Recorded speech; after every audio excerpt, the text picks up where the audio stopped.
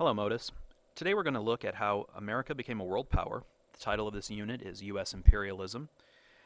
Before we jump to the first part of the unit, which deals with the U.S. takeover of Hawaii, I want to take a little time to explore how America began engaging in imperialism. And so for that purpose, I'd like you to get your notebooks out, and we're going to look back in time to essentially the middle part of the 19th century, the middle part of the 1800s. So before we jump into anything, please have your notebooks out, and there'll be a couple times when I ask you to reflect on a couple things and jot some things down, so be prepared to pause the lecture at times. Here we go. First thing that I'd like you to do is examine this painting by Albert Bierstadt. Bierstadt was part of the Hudson River School of Painting. The title of this painting is called Emigrants Crossing the Plains. It was done in 1867, just 2 years after the American Civil War. If you look carefully at this painting, I'd like you to notice the use of colors and tones that Bierstadt uses to convey a message. What message is Bierstadt trying to say about the West? And conversely, what is Bierstadt trying to say about the East? What promise does the West hold for these immigrants as they cross the plains towards the West? What are they leaving behind? Take a moment, pause the lecture to write down your thoughts about what Bierstadt is trying to say about the West. And then after you're done, hit play again and we'll continue. Before we move on into the lecture, it's necessary to get an understanding of what the word imperialism means. Imperialism and its cousin empire or emperor literally means expanding control over territory outside of your borders. An emperor is bigger than a king. An emperor is a person who controls land outside of his own borders. A king is just someone who rules a country, but an emperor controls land outside of his own borders as well as the land inside his borders. So imperialism is expanding your control or hegemony. Hegemony means control over territory outside of your borders. Sometimes you'll hear the word hegemony pronounced hegemony or hegemony. It can be pronounced a variety of ways. And the other thing I want you to understand is that imperialism has been a part of the American character for our entire history. We've justified it in a variety of ways, but almost as soon as we set foot on American soil, we began moving outward. For example, take a look at this map. As you can see, by 1853, the United States, well before the American Civil War, the American continent had actually been taken by our country. We had reached our physical borders from the Atlantic to the Pacific by 1853. We'd done it in a number of ways, through negotiation, through purchase, through war. In the case of the Mexican-American War, that's how we got Texas and the Southwest. But we had reached our borders, our present-day borders, by 1853. Now, just so we're clear, they're not all states, right? But we had reached those borders. What is that process called, by the way? Do you remember? Do you recall what this idea of constantly moving outward, constantly moving west was called? Take a moment to write that down. Did you write down Manifest Destiny? I suspect you did. Most people remembered that from 8th grade with Mr. Paul or Mr. Schneider. You remembered the idea that Manifest Destiny was that idea of moving forward. I don't know if you'd recall that idea, that behind it was the idea that Americans felt they were superior, felt that they were better than the people that were already there, that they had a right and a duty to take over the continent. But we did. We felt that it was okay for us to take over this continent because we were better than the people that were already there. The result of Manifest Destiny was, at the very least, Native American loss of land. At worst, it was horrible massacres. By the late 1800s, though, something that's very important, you'll notice that it's in bold, economic expansionism was just as important as geographic expansionism. The United States had reached its borders, that we couldn't go any farther. But thanks to the Industrial Revolution, we were creating a lot of stuff. Goods and goods were piling up. People were buying lots of stuff, but we were making even more stuff than people could buy. And so we needed to sell stuff. But we weren't making, but people weren't buying enough stuff, and so we needed to sell it. Businesses were starting to export goods overseas, and they were developing new markets in other countries, and progressives were helping that, because if you remember, in 9-5, we talked about how progressives in Congress had passed the Underwood tariff, which lowered tariffs for the first time.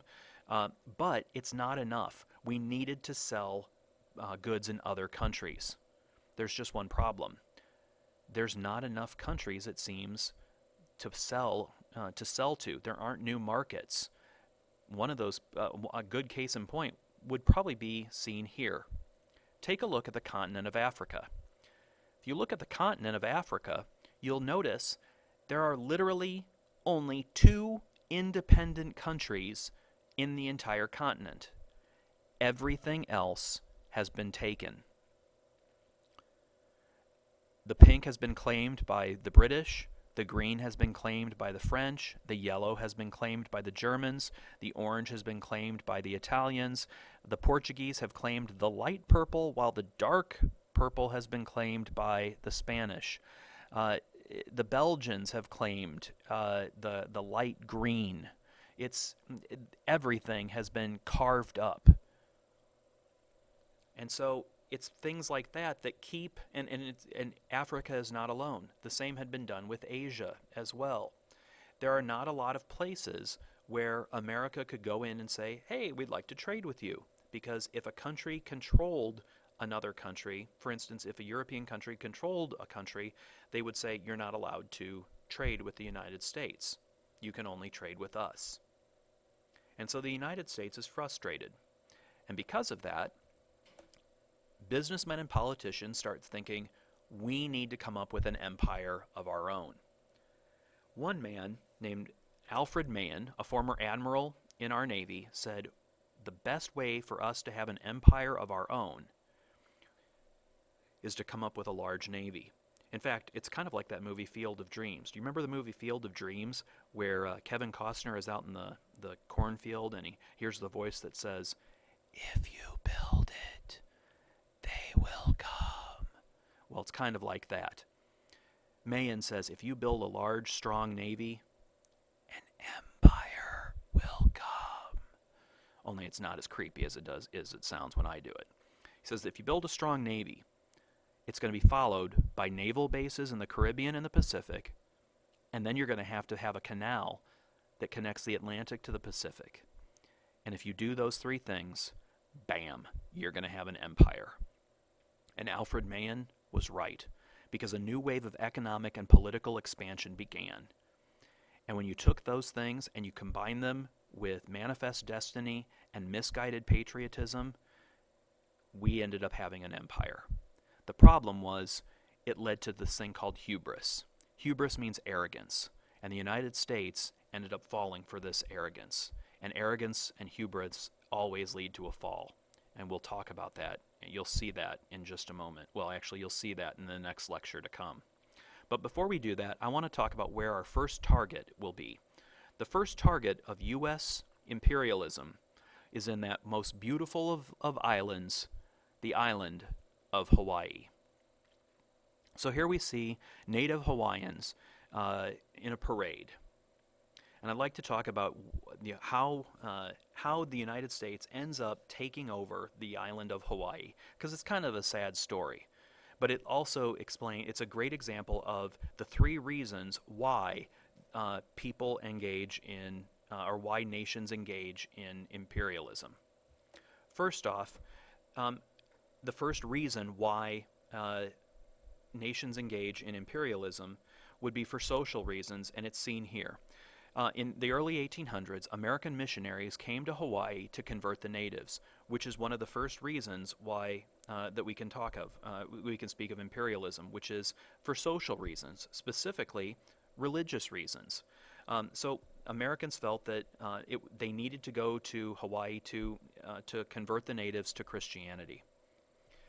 Their sons, the sons of those missionaries, some of them stayed and they continued to be missionaries, but others didn't want to stay in the family business. They became farmers, and not just little farmers, they became huge plantation owners. And they had grown up with the king because they had been schooled with the king, and they persuaded the king to make new land laws which allowed them to buy up huge tracts of land. And they set up these huge sugar plantations. Pretty soon, so that's the second reason, by the way, which would be economic reasons. Countries engage in imperialism for economic reasons in order to make money. Okay? So the planters set up large sugar plantations. Pretty soon, they work with the United States government, and they get the United States government, they say, listen, we will get the king to allow you to have a naval base here in Pearl Harbor. In exchange, you promise to buy sugar from us without a tariff. Because if they had a tariff on Hawaiian sugar, then it would be too expensive and nobody in the United States would buy it. That's what I meant about economic reasons. By the way, there's your third reason. A naval base would be a political or military reason. So there's your three reasons that countries engage in that engage in imperialism.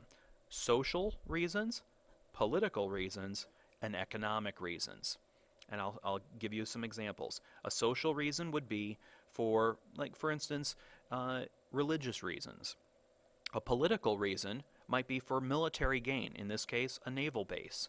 And an economic reason would be for the chance to make money. For instance, new markets, a place to sell your sugar. Okay? So, they say, listen, we'll give you a chance to, we'll get a naval base put in Pearl Harbor, and in exchange, you agree not to put a tariff on sugar from Hawaii. Then they go to the king, and they basically force the king to, they bully the king into writing a new constitution, which gives them the power, gives them most of the power. It puts all the power in the planters' hands. It says only Americans can vote, no native islanders can. I honestly don't know why the king agreed to this. He must have been kind of a weak king.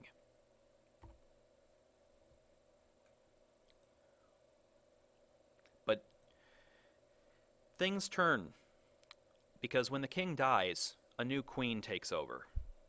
And you can see from this picture what's going to happen. These are U.S. Marines who have landed on the island. When the king dies and his sister takes over, Queen Liliuokalani, she calls for a new constitution, and the new constitution would have put power back in the native Hawaiians' hands, and the planters go nuts. They plan what's called a coup d'etat. I'll pronounce that again for you. Coup d'etat. Okay? That's on your list of terms as well. A coup d'etat is the overthrow of a government from within. And the idea was the landowners were going to overthrow the queen and install their own government. They go to the U.S. ambassador for support. They ask him, will you help us overthrow the queen? And if we do, have the U.S. annex Hawaii? The U.S. ambassador has no right to do this. She is the legitimate ruler. But the U.S. ambassador says, you bet, I'll do it. He promised support, he pledged U.S. troops, and the U.S. Marines landed with rifles, Gatling guns, and cannon.